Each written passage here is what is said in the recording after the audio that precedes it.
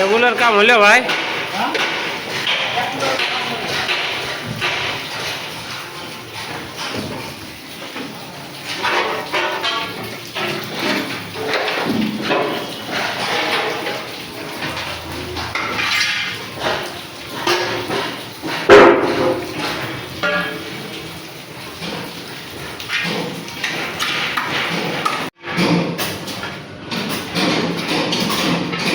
আর এখানে একটা ব্যালকনি আছে।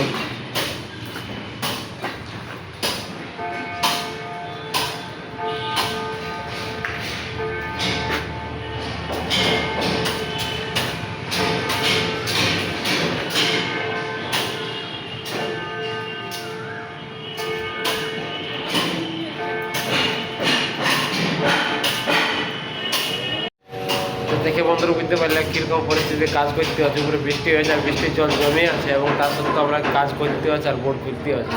তো কী করবে না করবে কোনো উপায় নেই।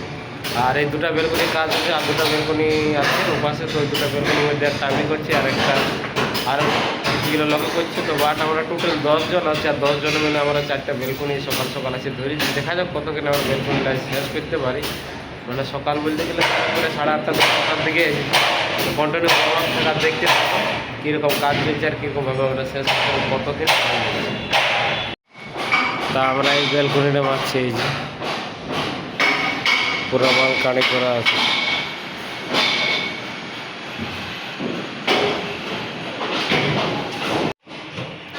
তো দেখতে পাচ্ছ বন্ধুরা ফ্যাসটা কি হয়েছে। তো পাশে আলে দেখা যাচ্ছে।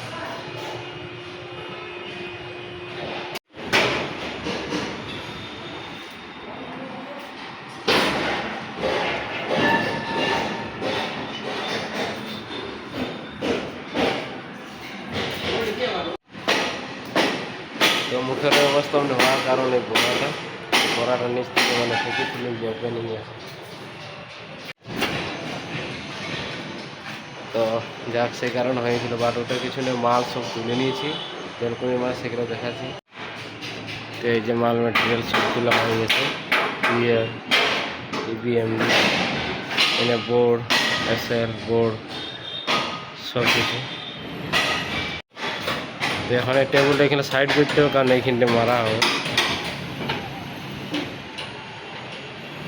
এখন জাস্ট মানে লাঞ্চ করে আসা হলো, বুঝতে পারলি তো। তারপর লাঞ্চের আগে আমরা কী কী কাম করছি সেইগুলো দেখাচ্ছি, চলো।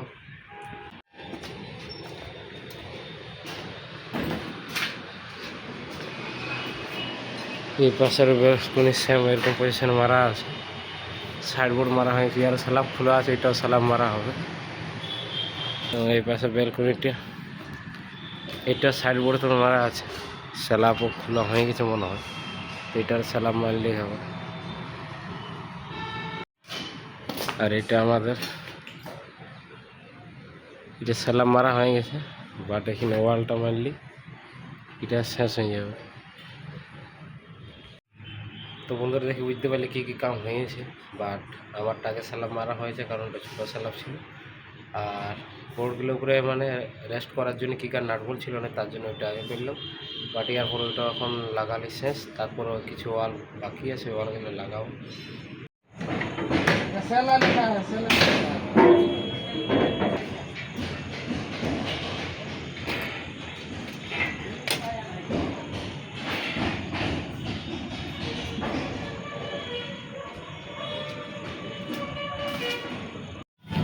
এই যে আমাদের নাস্তা ভাগ আছে, এই 1টা 2টা 3টে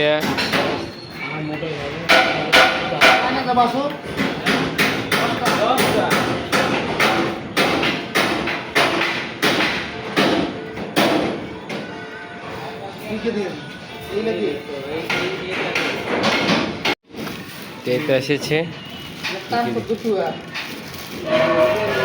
দেখুন একটা করে আলু তো করবো না।